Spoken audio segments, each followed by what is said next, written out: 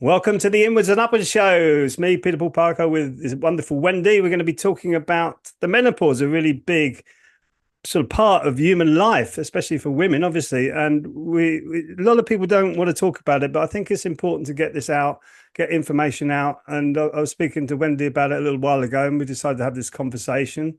So if you could introduce yourself, Wendy, and let us know where you're at this point. Well, thank you very much for inviting me to come and talk to your group. So my name's Wendy, and people just call me Dr. Wendy. But the official name is Wendy Knopes, and that's Dutch in origin. I'm now fully British and Scottish, actually. Menopause itself, my interest comes from a medical background. So I trained as a GP, but I've always had an interest in women's health, but particularly holistic health. So understanding how the mind and the body and the spirit all work together to improve well-being. So my experience has always been with looking at it from a medical perspective, looking at women's health in general. And today we're talking a bit about perimenopause and menopause, and I think that's what we're looking at for today's chat. So I am a British Menopause Society trained menopause specialist as well. So I look at it at a more complex kind of state, sort of looking at complex issues around the body and the medical aspects with hormonal health. So, and that is my interest, and that's what I do now in providing women's health. Amazing. I love that.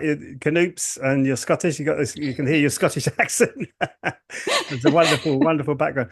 So just for people who may be starting to uh, discover these issues, what would you say are the signs coming into this, coming into the menopause at the beginnings? What would you say would be the signs that people need to look out for? And more importantly, I think to give people empower people is what can they do to ease those symptoms? Absolutely. So, one of the key things I think for women, and women are becoming more aware, is to understand their own bodies. So, part of my consultations that I do is working through for that woman who's sitting in front of me to understand her own body. So I think that's where I would start. That's where I would advise women to start looking at what's happening to yourself. So everybody's slightly different. We have a whole range of symptoms that you can look out for menopause, and we call them menopausal symptoms. But actually, these symptoms can exist before that. And we have something called perimenopause, which can happen years before the menopause. So just to clarify, menopause itself is when a menstruation or periods stop. So it's actually a date in a woman's life, in her reproductive life, and where the periods actually stop. And women leading up to that can have quite troublesome symptoms, because what happens to our hormones is they start fluctuating and changing before they eventually, a particular hormone called estrogen drops after the menopause. So, and it stays low. So there are classical symptoms that women can look out for, but I've also seen women with very kind of atypical symptoms. So it can be quite confusing journey, I think. So my advice would be really for women to start looking at what's happening and monitoring their own bodies from a medical point of view. So there are loads of apps. I've recently tried to find one, one particularly good one, but there are now multiple apps. There, if you like paper, there are multiple websites that you can print out paper. But I tell women, monitor your menstrual cycle. So have a look, see what's happening, and then see what symptoms you have, if any, because there are women who don't have any symptoms. So what you're looking for when you're leading up to menopause and the perimenopause are your menstrual cycles start to become irregular. So not coming perhaps when they used to come. Now, if you had irregular periods to begin with, then that can be even more tricky. And that's where it becomes, well, what's going on with my body? You definitely know you've gone through the menopause when it's been a year after your last period. So it's kind of retrospective, looking backwards. But what you're trying to identify is what's happening to my menstruation. That's very classical, very typical. But then there are other symptoms thrown in that can happen even when menstruation, when the periods aren't starting to become irregular. And women can have in the early perimenopause the symptoms and wonder what's going on. So women can have perimenopause as early as they're in their 30s, actually, Wow. late 30s. And that's, women are very confused because they associate menopause with being a bit older. It's more common in your 40s. So classical symptoms, I classify them as physical, cognitive, and then localized sort of vaginal issues. But physical could be, we know hot flushes, night sweats are very typical, but not everybody gets that. So you can have things like joint aches and pains or muscle aches, feeling very tired, not sleeping. And then the cognitive, the anxiety suddenly kicks in, the depression, thinking, well, I had this all well under control, but now I don't.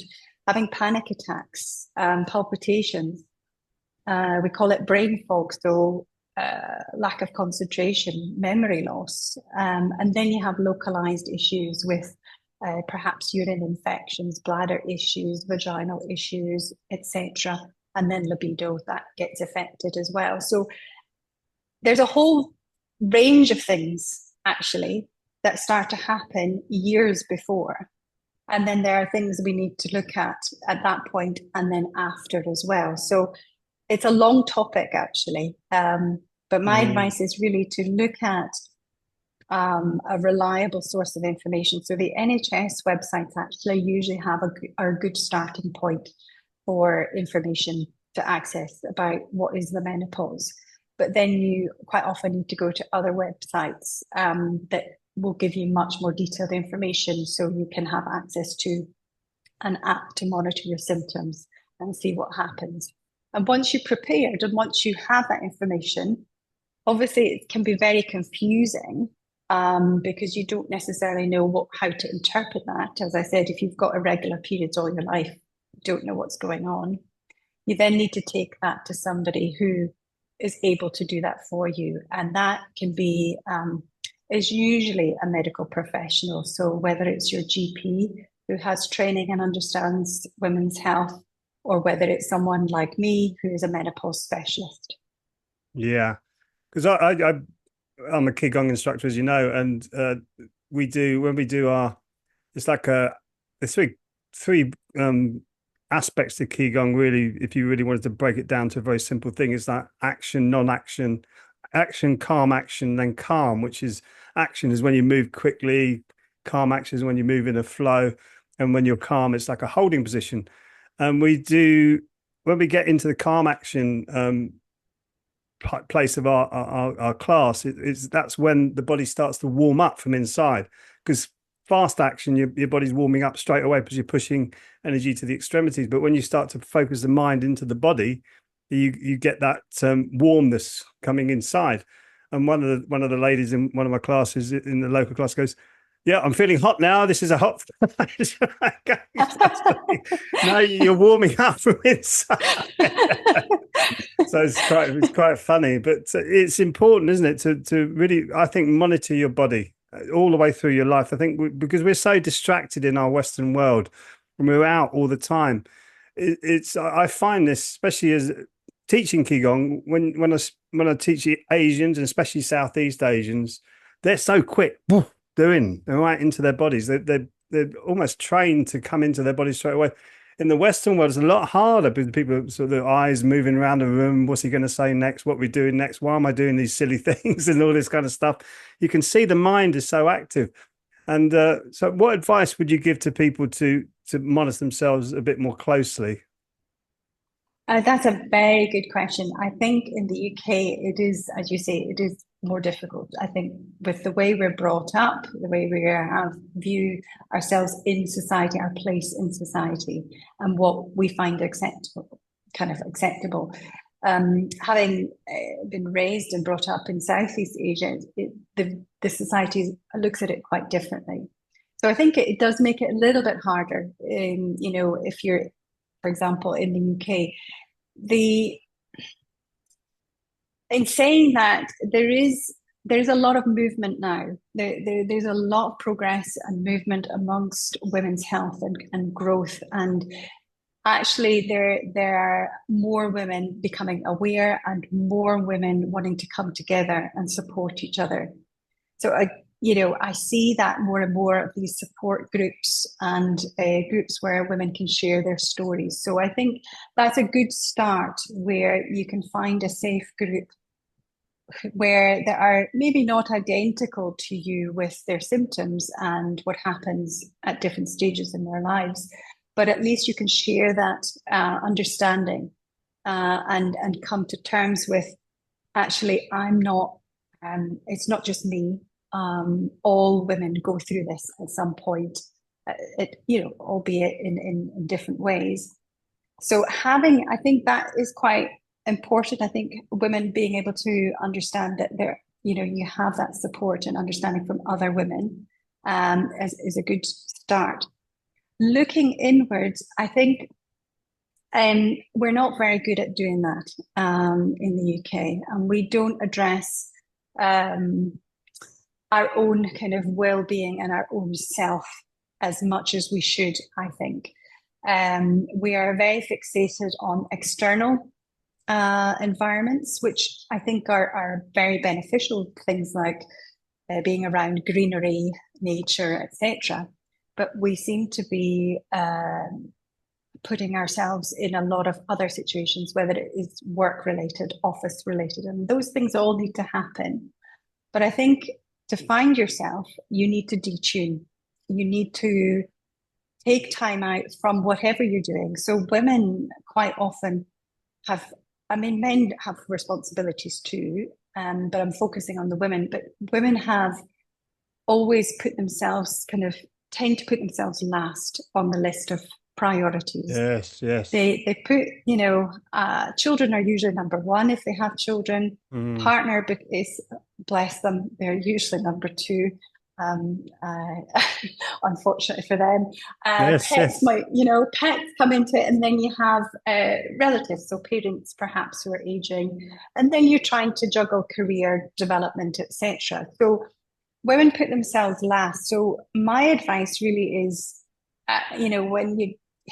we often get to a point where we crash and burn, and then we realize, oh gosh, it's me that's broken, and I haven't looked after myself.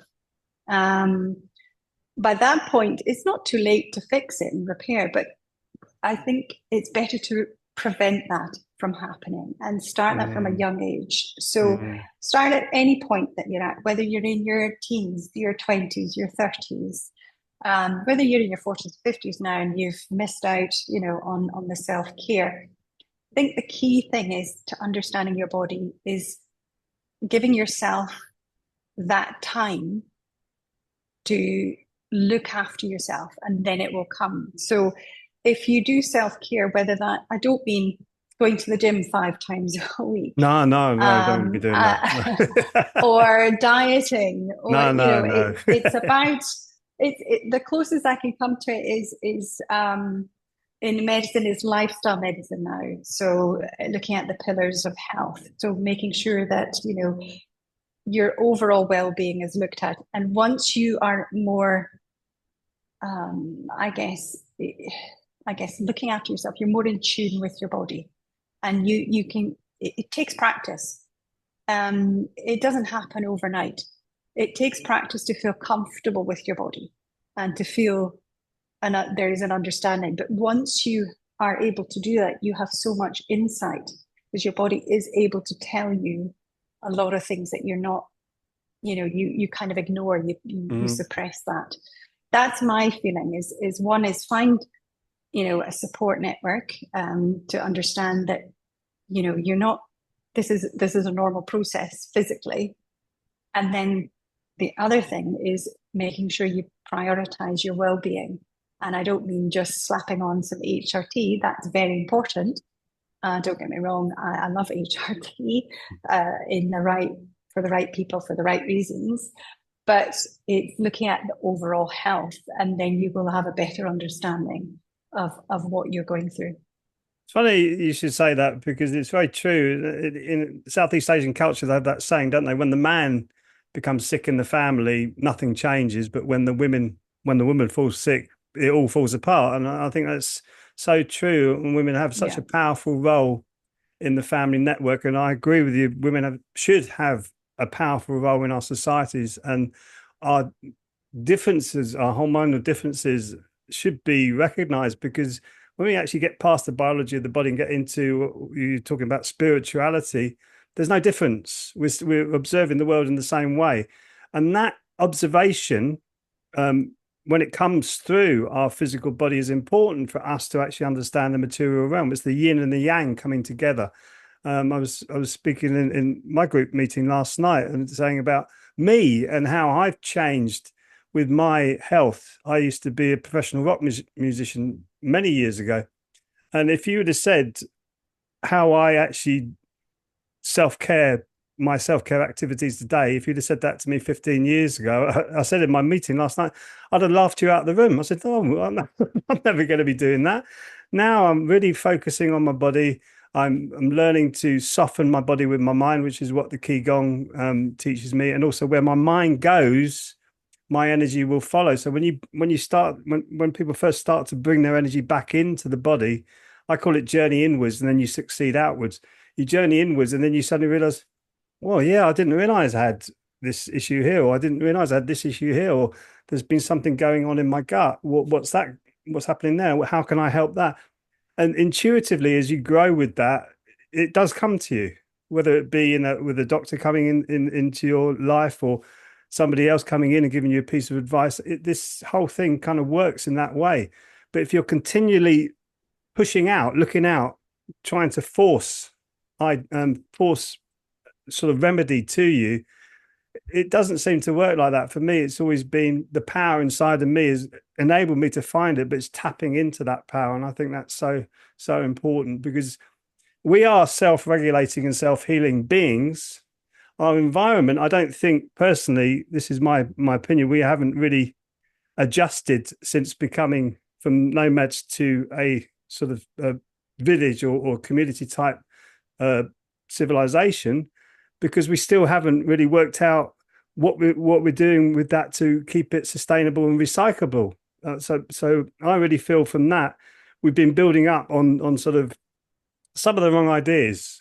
Other parts of the world haven't.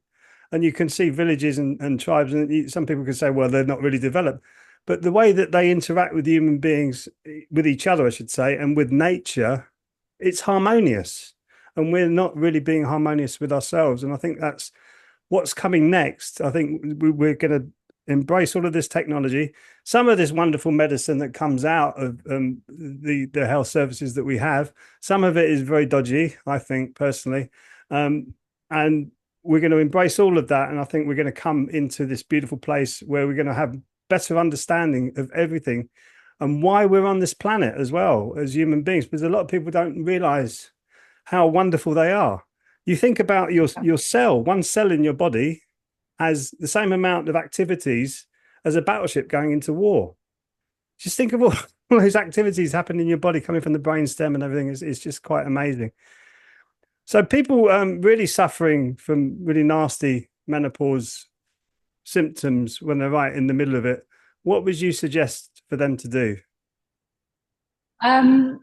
So if you're really struggling with your symptoms and you are certain it is menopausal or perimenopausal related, so first of all, you want to understand, as I said, what your body's doing, and then find a way to interpret that. So I think there is a bit of a danger if you're self-diagnosing a lot of different things. What you do need to understand is, like you said, is you need to understand yourself from within. So when you are going to see somebody, I think it's much easier if you understand yourself and you can present that to somebody who can support you and guide you through it. And that's how I see medical professionals is guiding that person through whatever they need to do with their symptoms, or whatever, at that point, it's a hormonal imbalance or a drop in estrogen hormone. So what to do are multiple things. I mean, as I said, my aspect is from a medical point of view. Yes, you can look at medication. So you can look at seeing someone like me or your GP to assess whether you're suitable for that hormone replacement, because that's what it is post-menopause. And we know that estrogen actually, we still don't understand fully how all the hormones work. And I'm hoping one day we'll be enlightened how everything works in our bodies. But we know all the benefits it provides if it's done in the right way.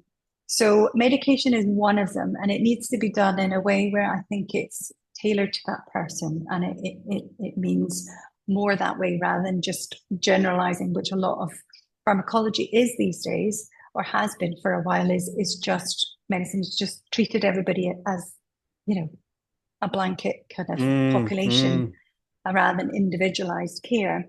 The other thing that's really crucial, and we've talked about this just now, is looking at, so I keep saying sort of in my head, mind, body, spirit. So the body, that's the bit I've just mentioned, but it's addressing the other things as well. So addressing the mind and how you approach that. That's why we have something called cognitive behavioral therapy and hypnotherapy, to allow the mind to manage the thoughts that happen around the time of symptoms. But I think it's also the mind understanding what the body's going through. So understanding, that this is okay, this is a natural process. And being very forgiving for your body, saying, well, this is another stage now that I'm entering, that I've got to manage. And then the spiritual side, I'm not an expert at that. But if we're going back to the body, it's not just the medication, it's also looking at your lifestyle. And a lot of my consultations, we deal with the medication side of things, but we have to deal with what's going on in that woman's life.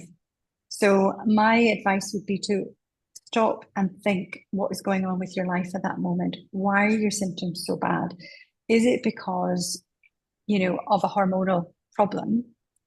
And is that also being exacerbated by your life circumstances? So what's going on? Are there relationship difficulties? Are your children perhaps giving you a lot of stress because X, Y, and Z of, they're going through hormonal changes themselves? Is it an elderly relative who is giving you a lot of stress because they're unwell? Is it your career? Is it just everything is overwhelming? So a lot of women that I see who have very troublesome symptoms, it's not just one thing that will kind of address the issue. There are multiple things that women need to do, and I usually send them away to go and work on the other bits. And quite often, because we've not done the self-care, they then need other professionals to support them along that journey. So my part is one part, and there are other professionals that I refer to. But if you're trying to be self-empowered and understand, what your symptoms are going through and what can help at this point, is just to sit down and look at what is affecting you. What is, how is everything affecting your symptoms? It is looking at your external circumstances, but it's also looking at how you deal with that. So it's how you approach those stressful events in your life, and how you approach, stress is good, but it's not good if it's chronic. Yes. So if you've got stress all the time, yes, it's very harmful. We need stress, we need cortisol rises, but we don't need it all the time, because we need that downtime, that parasympathetic drive to kind of balance the sympathetic drive.